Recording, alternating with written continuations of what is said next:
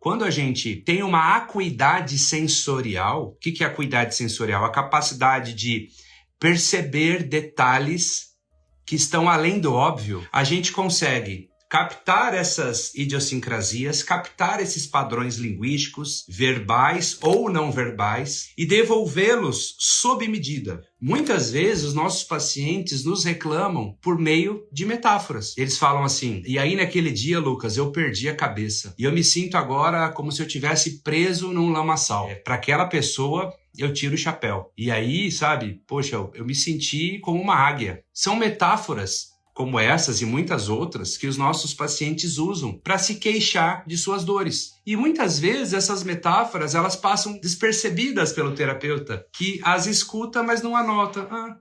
Fale-me mais sobre isso. O Milton Erickson, ele anotava cada padrão linguístico, ele entendia a própria metáfora que representava a situação do problema do cliente. E quando o cliente não trazia uma metáfora pronta, o próprio Milton Erickson, como um bom perguntador que era, perguntava: com que se parece esse seu problema? Ou seja, se ele tivesse uma forma, se ele tivesse uma imagem, se ele fosse um desenho animado, se ele fosse um filme, se ele fosse um personagem. Ou seja, vamos levar para o lúdico, né? E ele se utilizava de metáforas isomórficas. O que são metáforas isomórficas? Elas fazem uma interface entre o mundo simbólico e o subjetivo. Vou repetir. Uma metáfora isomórfica, ela faz uma interface entre o simbólico e o objetivo. Essa capacidade dele de criar metáforas foi algo que ele desenvolveu através de sua prática. Como o Milton Erickson sofreu de vários problemas físicos, ele teve poliomielite, uma doença grave, ele ficou muito tempo em cadeira de rodas, ele mesmo dizia que ele não tinha muita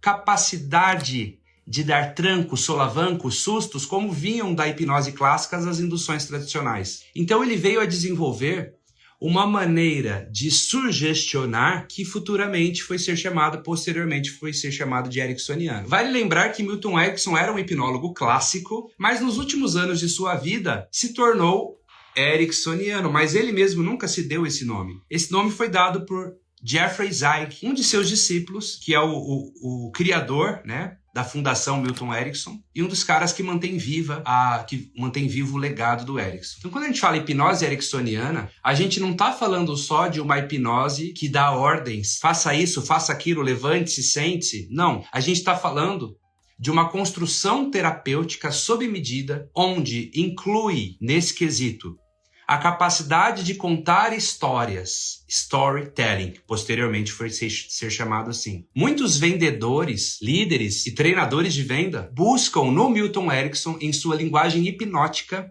referência para adaptar para o universo das vendas. Porque se você pegar a capacidade do Milton Erickson de persuadir, indiretamente, metaforicamente, isso se torna muito propício para as vendas. Ah, Lucas, mas para que contar história? Eu prefiro logo mandar uma sugestão direta.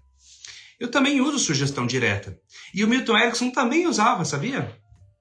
Só que muitas vezes, ou na maioria das vezes, o paciente está com as antenas ligadas, ele está aceso, ele está crítico e não aceita as sugestões com tanta facilidade se ele não tiver num transe profundo ou se ele não tiver muito engajado com o rapport terapêutico.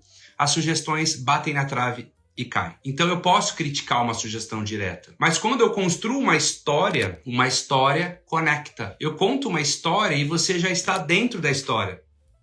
Anotem isso. Quando eu conto uma história, você já está dentro da história. Não tem como você falar, eu não aceito. Gente, é história, é metáfora. E o inconsciente adora metáforas, porque ele tem uma mensuração. A mente adora metáforas, porque ela é lúdica por natureza. Vejam só os nossos sonhos, como é que são. Eles são lineares? Eles são pragmáticos? Não, eles são mosaicos. Muitas vezes, não sei se você tem esses sonhos, né? Mas eu tenho alguns sonhos que é aquele sonho que não dá nem para contar de manhã para alguém. Falei, gente, se eu contar esse sonho aqui, ninguém vai entender nada. Sabe por quê? Porque é para mim. O significado é subjetivo. Uma metáfora, ela não deve fazer necessariamente sentido, mas sentidos. E o sentido é subjetivo.